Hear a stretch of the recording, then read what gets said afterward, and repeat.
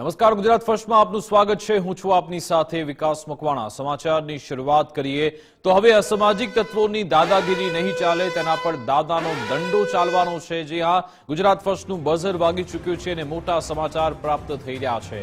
હવે ગુનેગારોની ખેર નથી, કારણ કે ગુનેગારો પર ગુજરાત પોલીસની ટીમ ત્રાટકશે, તૂટી પડશે। રાજ્યના 15 મોટા બુટલેગર અને ગુનેગારોની એક યાદી તૈયાર કરવામાં આવી છે। ગુનેગારો, જુગારીઓ, બુટલેગરોની એક લિસ્ટ તૈયાર થયું છે। ગેરકાયદે મિલકત પર હવે બુલડોઝર ફરી વળશે।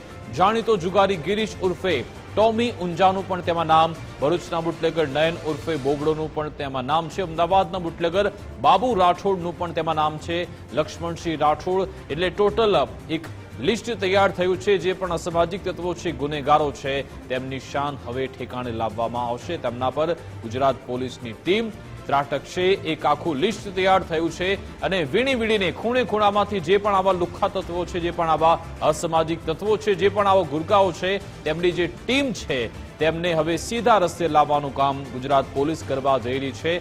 આપણે સૌ કોઈ જોયું હતું અમદાવાદના વસ્ત્રાલમાં અસામાજિક તત્વો કેવા છાકટા થયા હતા।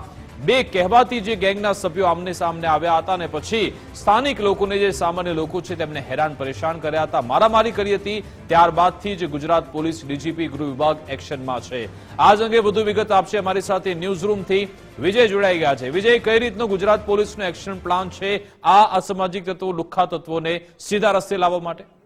બિલકુલ, ગુજરાતમાં કાયદો અને વ્યવસ્થાની સ્થિતિ કઈ રીતે જળવાઈ શકે અને જે પ્રકારે અસામાજિક તત્વો છેલ્લા કેટલાક સમયથી રાજ્યમાં માથું ઉંચકી રહ્યા છે, આ પ્રકારના અસામાજિક તત્વો પર હવે કડક કાર્યવાહીનો તખ્તો તૈયાર થઈ ચૂક્યો છે અને ઓપરેશન જે 100 કલાક, ઓપરેશન 100 કલાકનો જે સંકલ્પ આપવામાં આવ્યો હતો કે ગૃહમંત્રીની સૂચના બાદ ડીજીપીએ જે પોલીસને એક્શન પ્લાન તૈયાર કરવા માટે કહ્યું હતું, તમામ પોલીસ કમિશનર હોય કે પછી જિલ્લા પોલીસ વડા હોય કે રેન્જ આઈજી હોય, એમની મિટિંગમાં જે સૂચના અપાઈ હતી તેના પડઘા પડી રહ્યા છે ને અત્યારે હાલ સ્ટેટ મોનિટરિંગ સેલ દ્વારા ગુજરાતની અંદર કેમિકલ ચોરી, ખનન ચોરી અને જુગારની પ્રવૃત્તિઓ સાથે સંકળાયેલા તેમજ બુટલેગરો બની બેઠેલા મોટા મોટા જે સામાજિક તત્વો છે તેમના પર કોરડો વીંઝવામાં તૈયારીઓ થઈ ચૂકી છે અને આવા જ રાજ્યના 15 મોટા વોન્ટેડ બુટલેગરો છે તેમની યાદી તૈયાર કરવામાં આવી છે। તેમની જે મિલકતો છે ગેરકાયદે, એ મિલકતો પર હવે હથોડો વાગવાની તૈયારી છે। આપણી પાસે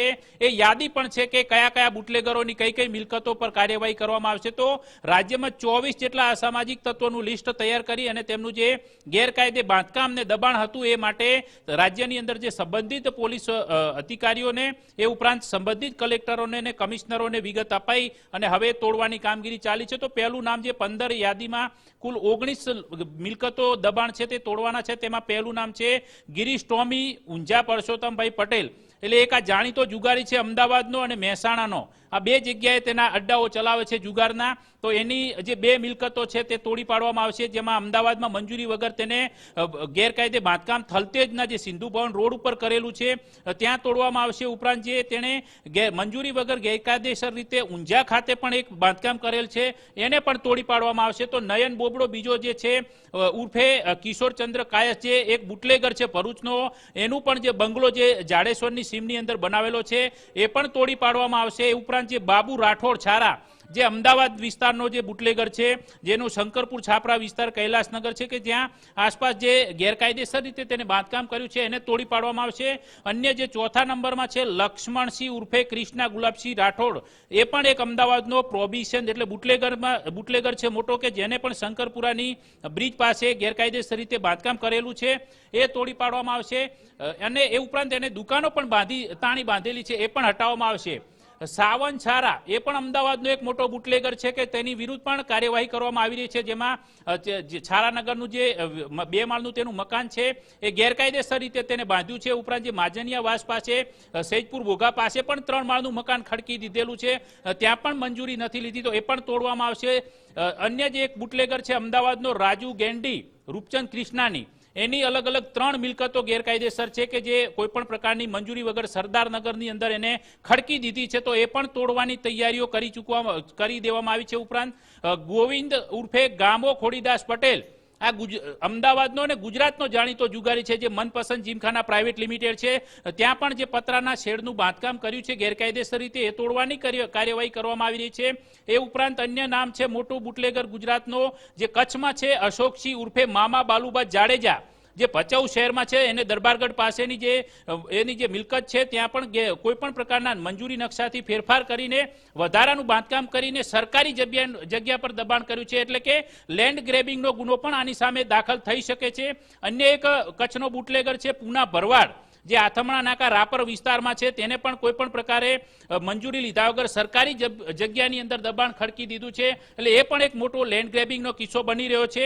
અન્ય રવિરાજ કાઠી, એ કેમિકલ માફિયા છે સુરેન્દ્રનગરનો, કે જે ડોળિયા ગામના સર્વેની અંદર એક ગેરકાયદેસર ધાબો બાંધી અને ત્યાંથી કેમિકલની ચોરીનું એક મોટું રેકેટ ચલાવતો હતો. એની વિરુદ્ધ પણ હવે સકંજો કસવામાં આવ્યો છે. અલ્તાફ ઉર્ફે 6 આંગળી, એનું મૂળ નામ છે હનીફ થઈમ, જે રાજકોટનો એક બુટલેગર છે, કે જે ન્યૂ વિજયનગર શેરીની અંદર એને સૂચિત જગ્યાની અંદર છે ગેરકાયદેસર બાંધકામ કરેલું છે, એ પણ તોડવામાં આવશે. અન્ય એક છે રામવરણ ઉર્ફે મુનો લંગડો, એ પણ સુરતનો એક મોટો બુટલેગર છે, તેની પણ જે લિંબાયતની અંદર આવેલી મિલકત છે તોડી પાડવામાં આવશે. કોઈ પણ પ્રકારની મંજૂરી વગર ત્યાં એને ગેરકાયદેસર રીતે બાંધકામ ખડકી દીધું છે. 13મા નંબરનો છે મોહમ્મદ સલીમ ઉર્ફે ફ્રૂટવાલા અનવર અલી સૈયદ, આ પણ સુરતનો મોટો બુટલેગર છે. એની પણ મિલકત જે ગેરકાયદેસર રીતે શાંતિનગર ગોપીપુરા વિસ્તારમાં છે એ તોડવાની કાર્યવાહી કરવામાં આવી રહી છે. તો મહેમદ ઉર્ફે ફૂટવાલા અનવર અલી સૈયદ, એ પણ જાણીતો બુટલેગર છે, તો એની પણ જે ગેરકાયદેસર મિલકત જે છે તાતવાડા ગોપીપુરામાં, એ તોડવામાં આવી રહી છે.